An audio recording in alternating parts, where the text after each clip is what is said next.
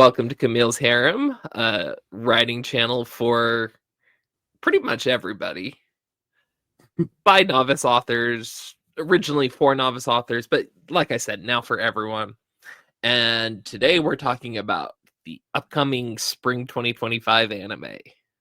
Oh yeah, we've got a lot to talk about. We've got some real doozies, some really big hopefuls, and some stuff that maybe you just want to pass over. We'll see. We are going to be talking about the returning anime, and then we are going to be looking at some of the new anime coming out this season, and we're going to be basing our assessments of them on the chapters of the manga that we've had the chance to read. And so kind of giving you a little bit of a sneak preview based on the source material. Huzzah! Yep, this is our seasonal pre-anime manga review that we've been doing for some time now. And I hope you enjoy this. All right, Lars, let's start with some returning anime. How about some more Fire Force? Fire Force. You know what? I've kind of fallen out of love with Fire Force. And maybe it's because of I know that for the people who've read it all the way through, and I'm not going to give away any spoilers for how Fire Force ends. There were a lot of people who were very happy. I was happy that they were happy, and I actually like some of the stuff that happens in the end, but I feel like Fire Force is a story that kind of wore out its welcome personally with me. So I'm not like, if I find myself with loads of time on my hand and nothing else to do, I might watch Fire Force, but it's no longer an absolute go-to for me. It's one of those I want to, when I find the time, I want to sit down and binge a lot of the anime. I just haven't found the time for it. But now that we're getting another season of it, there's going to be more material to go through with Fire Force. Because, like, from what I've seen of the first season, I've only really seen most of the first season. It's like really fun, a lot of fun characters. Wish there was a little less fan service, but other than that, like, the world building and everything is a lot of fun, and it's just a fun kind of afternoon watch. I don't really have to think too much about it, but it's a fun one to just kind of jump into. Yeah, and it is gorgeously animated. Let's just be honest. Yeah, well, and they have some really nice music attached to it too, and it's a fun one. All right, and then we've got I've Been Killing Slimes for 300 Years. I think this one's fun, but it's like more because it's slice of life than it is because it's fantasy. That's entirely it. I don't like the fantasy elements. They're interesting, sure, but like we've seen all this kind of fantasy stuff before. All of the like super powerful slimes and dragons and like all that kind of stuff. And like based on like levels and everything, it's more about the characters goofing off with each other. That's what makes it the slice of life it is. Yeah, I didn't really get into this one, but like I can understand why this got renewed for another season. Because I think that with all of the action oriented stories, like, it's nice to have that just have those fun little slice of life character driven shenanigans, and putting it into a fantasy setting just as that fun extra spice, because fantasy it seems to be the constant go-to now that we're transitioning a little bit more away from always video game stuff, though there still are those video game inspired elements in it. Right. Well, the battle focus stuff is still pretty heavy with like how popular like Jujutsu Kaisen has been and Solo Leveling this last season. Oh man, I'm so tired of people talking about Solo Leveling. I think it's a fun show. It's enjoyable to go and watch and like see all the crazy fights and everything. But like, it's just one fight after another, and after a point, there's no more story. There's just more fights. Does this mean that it's time for us to return to making fun of Solo Leveling? Maybe. All right, on to Windbreaker. I do want to see where this continues to go. I liked Windbreaker season 1. I didn't think I would, and I ended up liking it.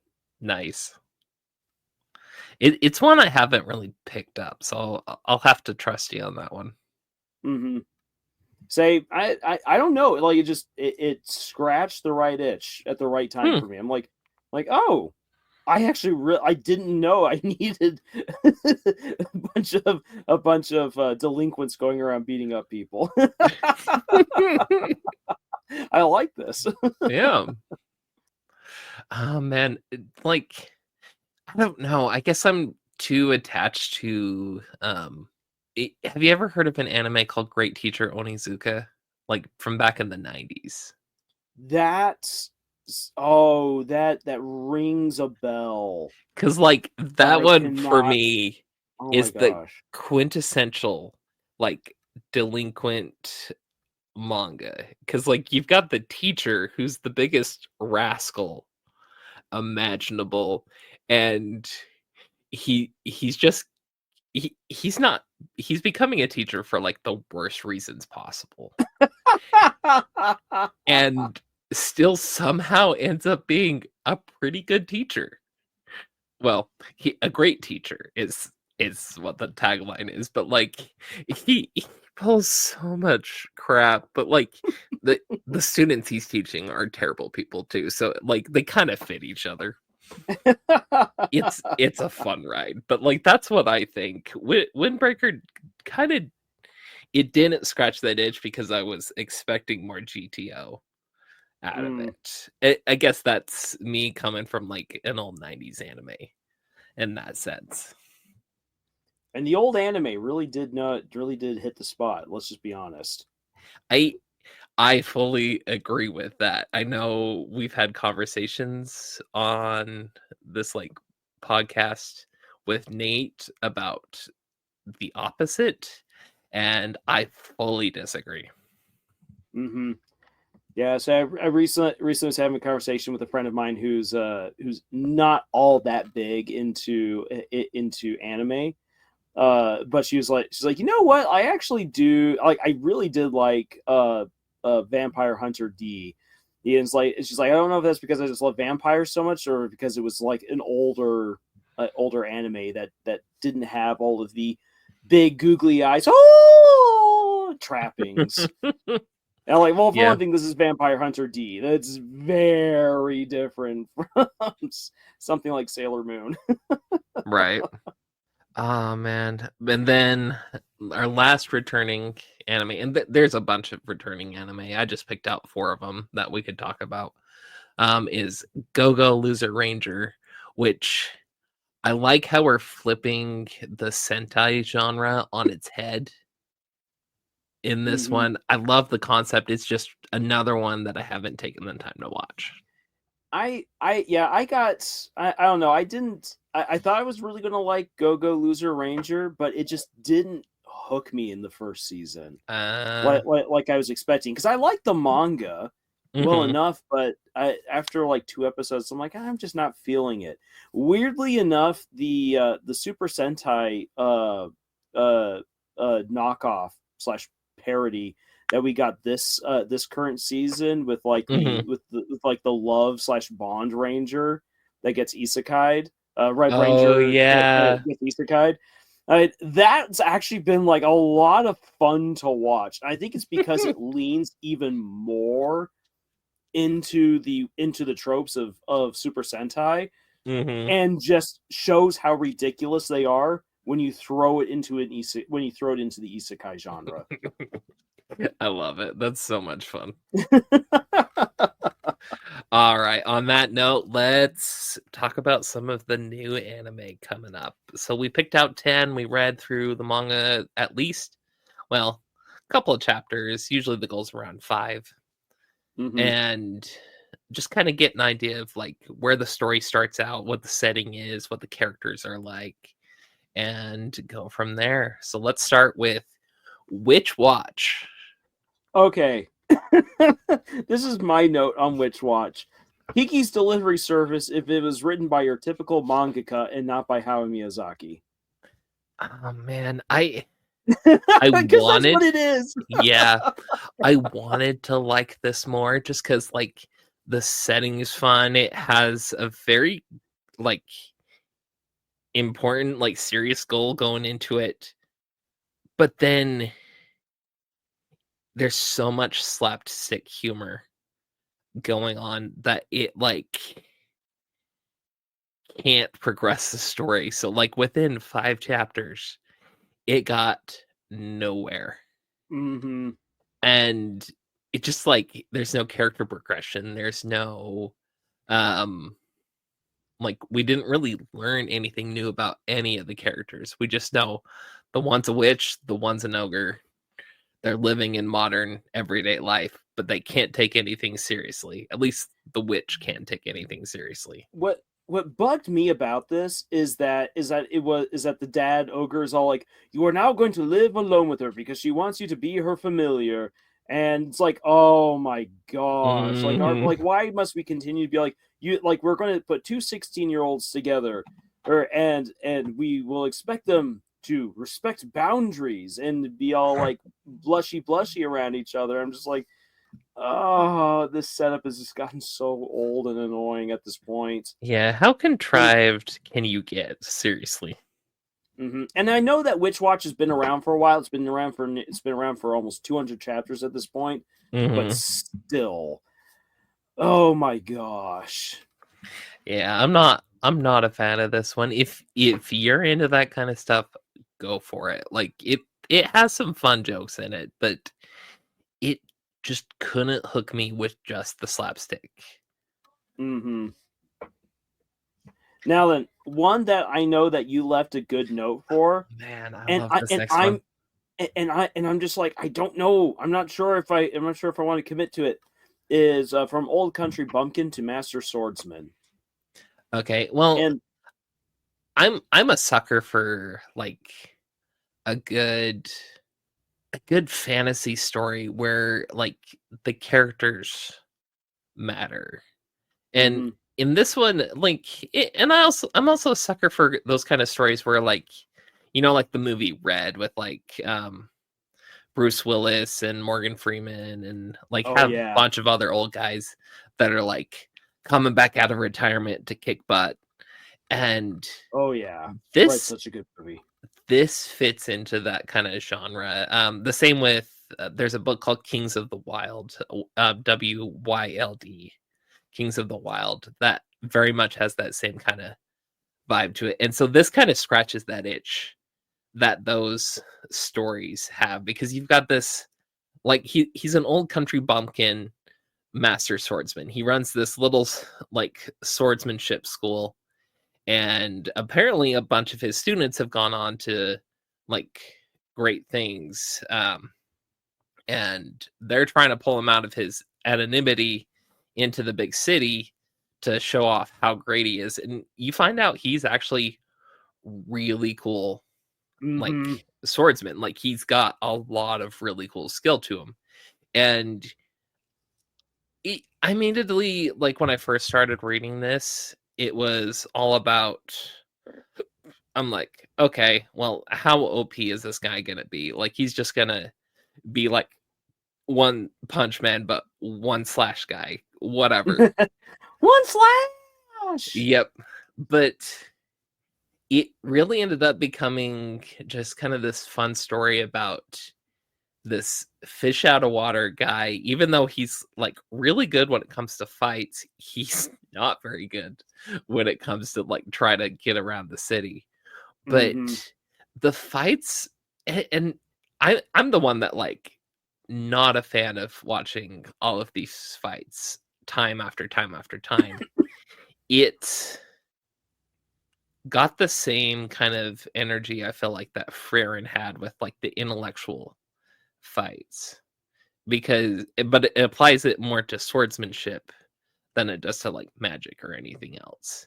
And Mm-hmm. so especially once you get into the story a little further and you've got like pitting him against other master swordsmen, like those fights are so much fun because it's like you're not just watching like two guys slash at each other. You're watching like them play mind chess against each other before they even make any moves.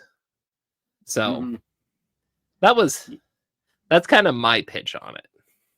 Say, I do like the swordsmanship, and I'm actually totally okay with this OP swordsman because one of his weaknesses is that he's such a fish out of water. Mm-hmm. And then on top of that there are people then who can go up against him that can pose a challenge. What I didn't like was that the way to get him on his adventure is here's a bunch of 16 and 17-year-olds who are really after you. One of them is in her 20s, but like I was just like, oh my gosh, no. Yeah, there is that. I'm kind of so desensitized to a lot of this stuff from like watching so much anime and reading so much manga that like it didn't really cross my mind all that much. I'm sorry. That's okay. maybe it's a weird side because I'm like, I was a teacher. If any of my students came after me now, I'd be all like, no. That's funny. See, but that would make it its own interesting story because like you're not their teacher anymore. They've graduated, they're above a certain age now, but you're still saying no even though they're really going after you. So that can make some interesting kind of rom-com dynamics. Yeah, the kind of rom-com that people raise their eyebrows at, but true. I mean, with the way that my dating life has gone, it'd be par for the course. Let's change the subject. It's one I recommend, and I'm really excited to see how well it's like put into animation because often enough, like you'll get a really cool story, and it's not put together very well at that stage. So we'll see. And then we've got My Hero Academia Vigilantes, which has an interesting twist on the MHA setup. Yes. So for anyone who doesn't know what this is basically a side story that follows the vigilantes in the world of My Hero Academia, and we get to see what people do when they're outside of the law. And in My Hero Academia, these people were always presented as villains, but now we get to see them as vigilantes. And one of the great things about this is that this isn't Batman going out and pummeling evil with his fists of justice and his bat gear that will solve any problem in any kind of situation. You've got people who want to be heroes with abilities that are really subpar, and would never let them even get into UA. And so these people who wish to be heroes for their own reasons are doing so as vigilantes, and we get to see them succeed. We get to see them fail. They get brutally pummeled in some cases. We get to see how they flirt with danger from both sides of the law. And it's a very interesting space for these people to inhabit because they have to be just as driven as Deku in order to survive on the fringes. And that's a really, really neat way to view these heroes. Well, and I really like how, because like when you first start MHA, it's all about how Deku's the underdog. But then after a certain point, not very far in actually, he stops being the underdog and like completely pulls the story like into him basically. In this sense, you're really feeling like these guys are the underdog. Like they don't have the fancy training, they don't have the fancy powers or like the fancy skill set or like the resources the other people have, but they still want to do good. And even if that's technically illegal, they're still going to try it. So they're going to put on their costume and be like the Pikachu guy at the at the protests. At the protest and go do their best. Yeah. Oh my gosh, that was a great video. Oh man, I love it. I love it so much. So this one, I'm curious to see how like the MHA fans are gonna take this one. Mm-hmm. Yeah. Well, especially with how My Hero Academia came to an ending that enraged the shippers. Mm-hmm. Because there was no clear winner. Ah! And so there's people who've fallen out of love with My Hero Academia. So we're either going to get the people who really enjoy this or the people who really hate this coming on in and interacting with the show. So yeah, just something for anyone who wants to get involved in the fan base. Just know what you're getting yourself into. yep. All right, and then next we have Kowloon Generic Romance, which I'm now confused because I thought it was more like a period piece looking back in like the 70s, 80s. But then for some reason we've got some sci-fi like man-made moon in the sky. Mm-hmm. What's going on? So there's thematically a reason for this. Okay. And it's something that I at first didn't appreciate until there's one conversation, I believe in chapter 4, Okay. about like basically authenticity, Mm. which makes you nostalgic, and nostalgia is love, yada Oh, yada yeah. yada. So basically, whether it's in Kowloon, which is historically a really crazy slummy area, Mm-hmm. that with its own unique culture and history, or if you're dealing with sci-fi elements, no matter what the situation is, it is the authenticity of the people that matters, and at the center of Mm. generic romance are these two characters who are slowly falling for each other. This is a very slow burn story. I mean, why Just to would let you people fall know in what they're. love with this guy? He's such a dweeb. And maybe that's what she's into. I don't know.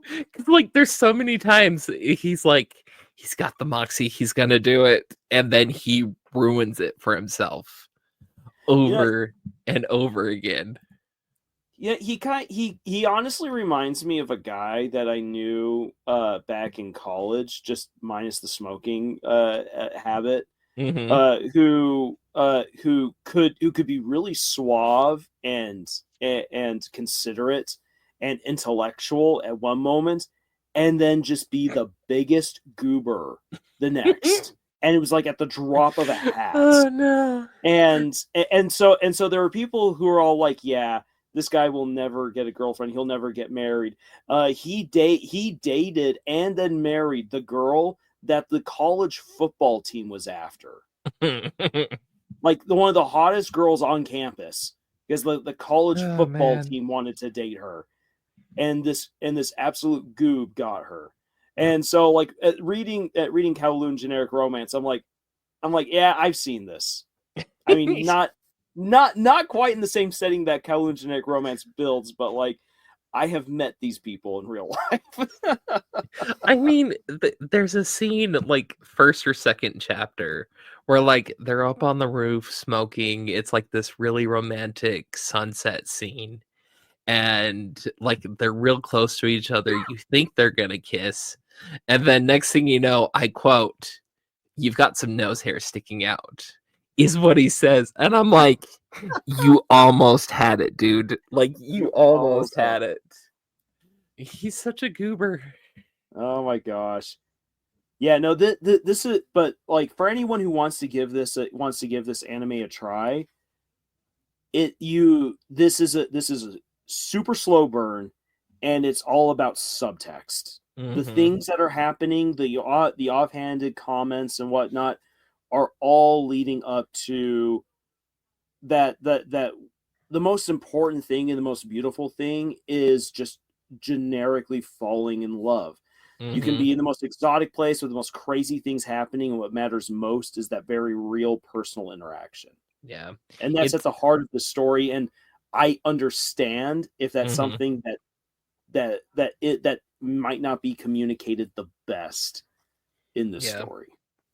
I still think it's a really fun, like, well put together story because like it's focused not on like the characters themselves aren't the only characters that we're focused on because it treats the entirety of Kowloon as its own character. And so Mm-hmm. we're getting to see like all of the cool ins and outs of this place that no longer exists actually. Like it's the slum that existed in Hong Kong like back in the 90s and well not the 90s, like the 1900s and it's no longer there. And so it's cool to see like a history piece focused on a place that like we wouldn't have known about otherwise. Yeah, and I'll just say this, like, quite like as a quick like writing aside, making a city a character is is not something that comes easily. Oh yeah. Uh, it, like because how is a city its own? How is a city its character? It's that once you begin, is like you have to establish the atmosphere, the people, and you need to ingrain it in the minds of the audience. Like this is this place, so that way later on in the story, when you have like those little moments where a shopkeeper says something, or where there's a fight on the Mhm. street, or something that just happens, or little background images, that the reader or the viewer can say, ah, yes, that's this city, that's Kowloon, that's New York City, that's New Jersey, that's dirty Tucson, Arizona. Oh man. Well, anyway, let's move on to the next one. The New Perfect Saint. This was another one kind of similar to like Old Country Bumpkin to Master Swordsman that like I've been reading for a little while now, and part of it's just because I love the kind of otome isekai, villainous isekai kind of vibe that it has because it very much has the like, oh, I'm like the prince is rejecting you and like banishing you from the country because he found somebody better and you've been like not so much bullying the other person but like Your sister is just hotter than you are. yeah, basically. Oh man, if you read further into that one, and this might be spoilers, but like the sister does not like the prince. I love that that's the case. Yeah, the sister's actually like more, she loves her sister and like the fact her sister got banished and like all this terrible stuff starts happening and she's like, why would I ever like ever want to be with you? Like the prince is just so terrible. It's one of those cases where like when he gets his comeuppance you are just thrilled and like it's very beautifully put together. But like when you start out, this whole story is about the perfect saintess who like solves all the problems, she takes care of everything, she's just very like kudeta, she's very uncharismatic, she doesn't like work very well with people, and because of that she gets kicked out. Mm-hmm. And I just got interjected in right here. I like the explanation for why she's so dang good, or why Hmm. she's too perfect, and it's so sad. Yeah. Like I was like, that is an explanation for an overpowered character that I like because it's Hmm. something that they didn't even want. Yeah. Oh, it's so good, and it makes the tragedy feel real. Like at first, like my note right here. At first, I rolled my eyes at like, oh, my fiance is a horrible person. Oh, I got kicked out. I've been sold to another nation. And then when you get the backstory, I'm like, Yeah. oh, Yeah. oh, But then it's what we really like about like a Cinderella story, because like you find out that they're like the lowest they can get, and the impetus of the story is them like changing their environment, and suddenly everything's like good for them. And it's seeing them heal as they realize that people are actually nice, that people actually care and love for them. Like that's where part of the fun, part of like the real story that's like presented here. That's part of the reason I really like this story. yeah. This is one that I really do want to watch. Like Yeah. that, like as we were going through this, I was like, what's one that I really want to watch this season, other than continuing on with the Apothecary Diaries? I'm like, this might be it. Mm-hmm. It really won me over. Yeah. All right, let's move on to one of the least serious ones. And like this is compared to Witch Watch from earlier, least serious stories I've seen in a long while. This is just goofy. So it's called The Gorilla God's Go-To Girl.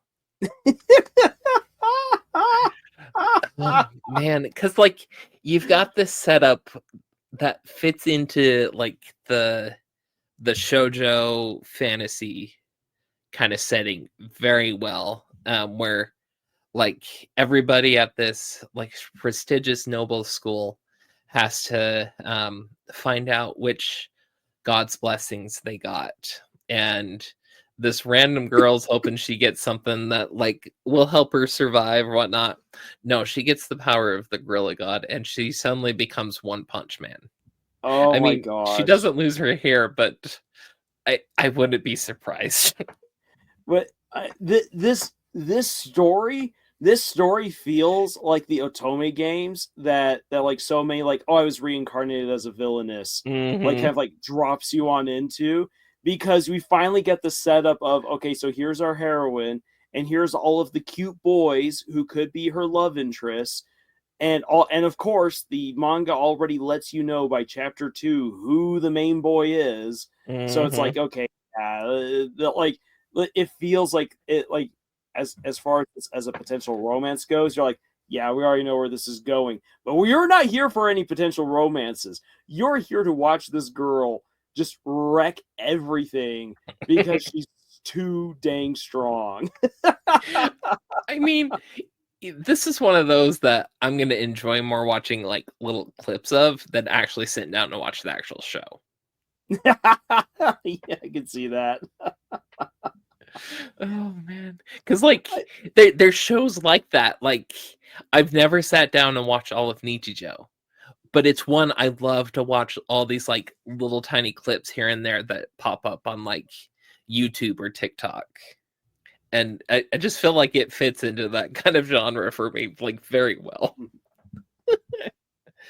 All right, let's move on to something a little more serious, but pretty fun actually. So Zatsu Tabi, that's Journey. This one's fun. This one's enjoyable. Mhm. It makes me want to go back to Japan really badly. Oh yeah. So like in real brief, the story is really straightforward. You have a struggle. So you have a struggling mangaka who needs inspiration, and in many ways just kind of needs a bit of an escape. You can tell. So you get hints that she became a mangaka because she drew up something. She was selected for an award. She was given an editor. So this is her chance now to make it big, and it's just not what she thought it would be. Hmm. And I felt her frustration and pain when her editor is giving her the most vague suggestions for like what to do to make her stories better, and I'm like, this editor sucks. And so she like on a whim, she's like, I'm gonna go somewhere because my editor says maybe I need experience. So what if I go somewhere? And her readers and fans tell her to go to a place in the north, or she gives them directions: north, south, east, west. Where should I go? And people say go north, and so she ends up going to this resort up north, and just has a sublime experience. Hmm.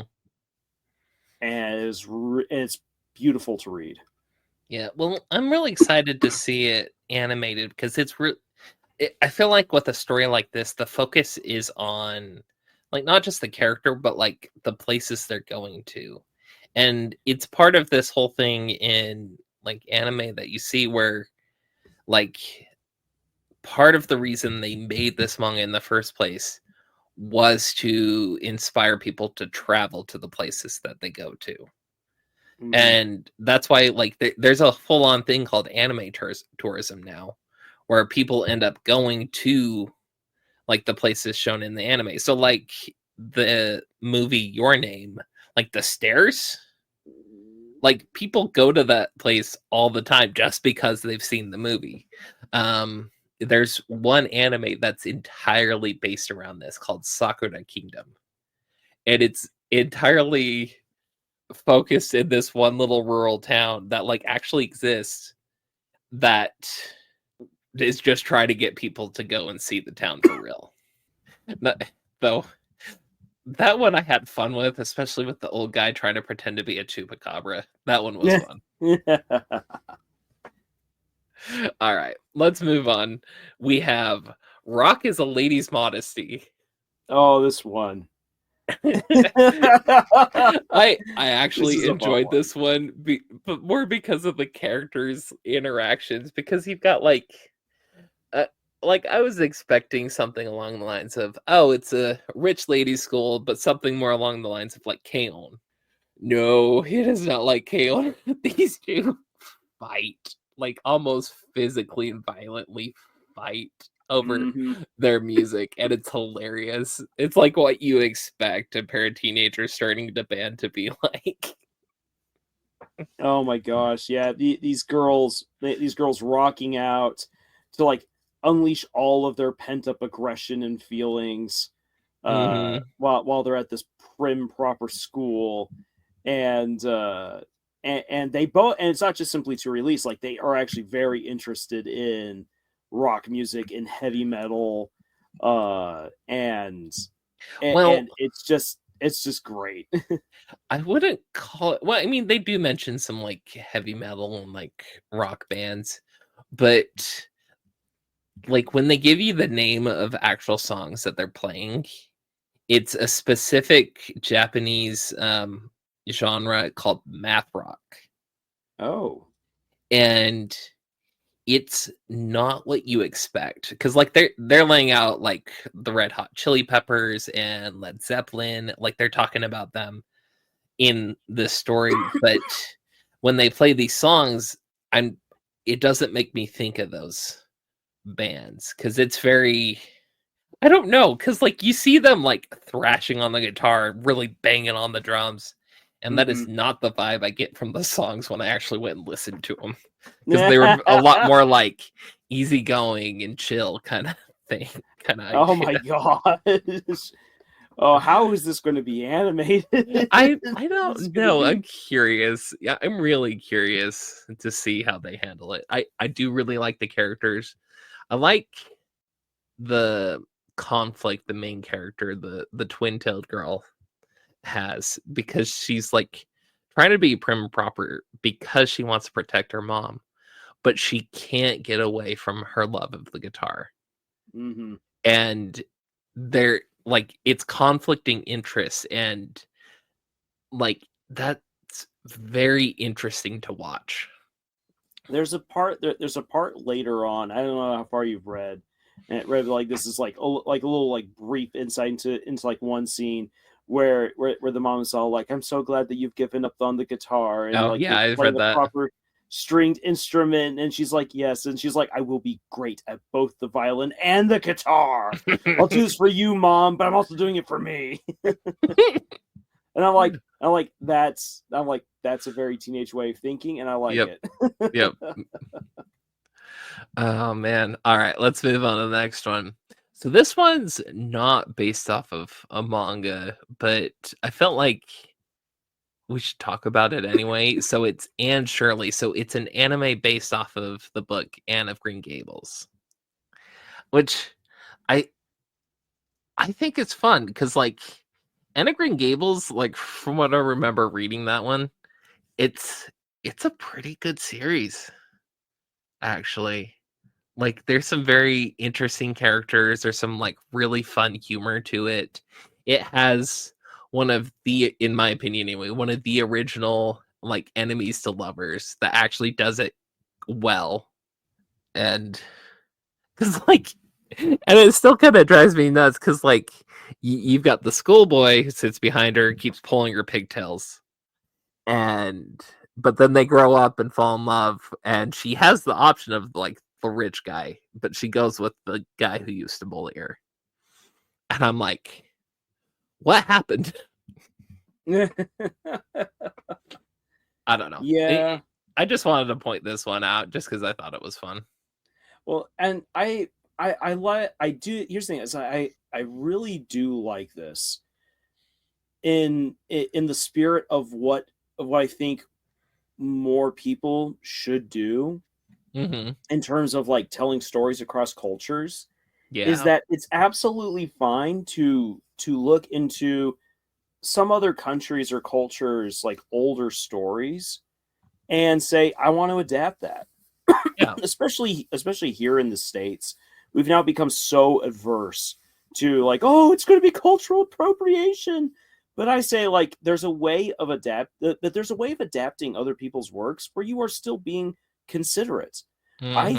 I think it would be great if Americans got introduced to Journey to the West in a way that would connect with American audiences, but still be respectful to the original Chinese tale. I think that you could do that for a lot of different Mm-hmm. cultures, and it would be a way. It would be a way of really of bringing people back into touch with great literature Mm-hmm. from the past that we should not forget. Yeah. I fully agree. This is, if you want a good read, a good classic, Anne of Green Gables is a good one. I fully believe that. All right, let's move on to our last one and talk about the hot garbage that is the Shiuji family children. Why? I mean, I know people have been like really into the quintuplets, the quintessential quintuplets and like similar kind of stories, but why would you feel the need to make them family and then have that kind of rom-com stuff happening? It makes no sense. I'm like, even if like in like within the first part of the story they're like, oh well, you're not actually related, they grew up with each other, like they've Mhm. known each other for 15 years now, and you're expecting them to just have like you're expecting this rom-com to play out from that. I don't agree. And well, and like already within chapter one, no, it's like in chapter two. In chapter two, it's confirmed. It's confirmed that the one guy has already like been thinking about sleeping with one of his sisters, his youngest sister, and it's just all like, no, incest isn't bestest, Mm-mm. and just because you're no longer blood related, like, like even when you thought that you were already fantasizing about doing that with your youngest sister. No, I'm like, okay, that's okay. So just I so read a little wrong. bit further. That wasn't the case. That was misconstrued by the other characters. Well, it no, it's in the bath scene with when she invites him to wash her back, Oh, yeah, that's and right. he and it and he and you finally make the connection to when he was complaining about, well, even if I said that, even she said Oh, that I wanted to marry you, it didn't really mean anything. And there's some subtext in the yeah. paneling that makes it that you then realize, oh, he was thinking about his younger sister. And I'm just like, no, no. I I don't like the concept of this at all. Like, why would you set up a situation like this? It's one, it's really contrived. I don't like any of these characters. Mm-hmm.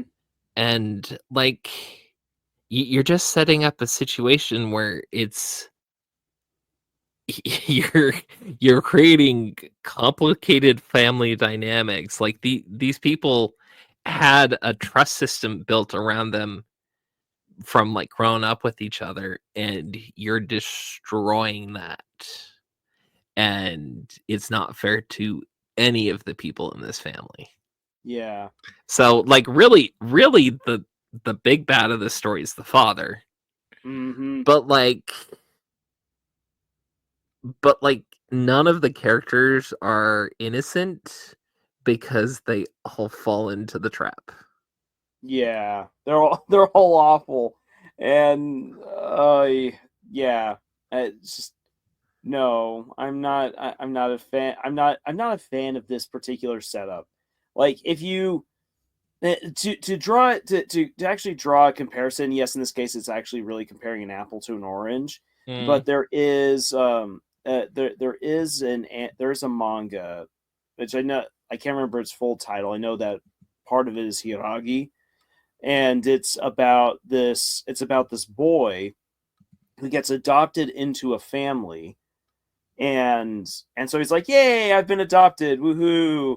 And it turns out that he's been adopted because they need to feed him to one of their daughters because they're all vampires, and they needed to find a way in which they could discreetly get a viable sacrifice and then cover up why he's missing. Oh, Uh, okay. and I so found it. I found it for you. So it's called Hiragi San's House of Vampires. okay, there you are. So it's and so he is throughout the rest of the story, for all intents and purposes, he is the brother in this family with three girls, older girl roughly his age, actually two girls who are technically older than him, and then one girl who's just slightly younger than him. So he's kind of in the weird, awkward second to last. Mm-hmm. That's that second to last phase, and it's set up that you're like, okay, so he's going to have to end up with one of the sisters. What's going to happen here? And that story I feel works a little bit better because the setup isn't, I mean, it's contrived from the sense of these vampires need to get a sacrifice for one of their daughters, but it's nowhere near as contrived as this. And many chapters before you even really begin exploring the potential of romance, they develop who these characters are. You get the family dynamic, and the boy gets to experience what it's like to be a son and a brother. And so that then makes the conflict of him falling for one of the girls all the more complicated and interesting. And so in that case, it works. Mm-hmm. But this is just diving immediately into the drama and trying to get as fast as possible to the hot and heavy with no setup. Mm-hmm. Oh man, and like I'm coming at this from a different angle, and I'm like, you can make this a comedy, but the second you like go down the romance side of things, you ruin this story. And like it makes me think of like it, and it's probably nostalgia that like puts it up on a pedestal for me, but there's this anime called Happy Lesson from back in 2005 that I'd rather watch than this. And like Happy Lesson's whole point is like you've got this like orphaned kid in high school, and he's got 5 hot teachers that decide to become his mom. And so there's no romance at that point because they're all his moms, but they just ruin his life from that point forward. And like I said, it's all about the comedy and like the familial love in that sense. There's no romance. And I like it that way. Yeah, there's a way to have a setup like this where it doesn't feel ick. and This is all the ick. and the Shinji family children is all about that ick. And if you're into that, then you're into that. And we will silently judge you from this side of the screen. That should be your thumbnail. Just a picture of like this show all about that ick. All about that ick. I'm all about that ick. About that ick. Oh man. Okay. Well, with that has been our pre-manga anime review for the spring anime season of 2025. If you have any questions, if there are any anime you're looking forward to this season that we haven't talked about, feel free to leave a comment. Oh yeah, we're looking forward to hearing what you want to watch. And do you think that we gave each show its proper due, at least according to the first few chapters? Highly recommend checking out most of these if you're interested in the original source material. Support the mangaka. Yes. So, with all that being said, everyone, thank you so much for joining us on this anime preview and on this adventure that we call writing. And until the next video, y'all, choose. Okini.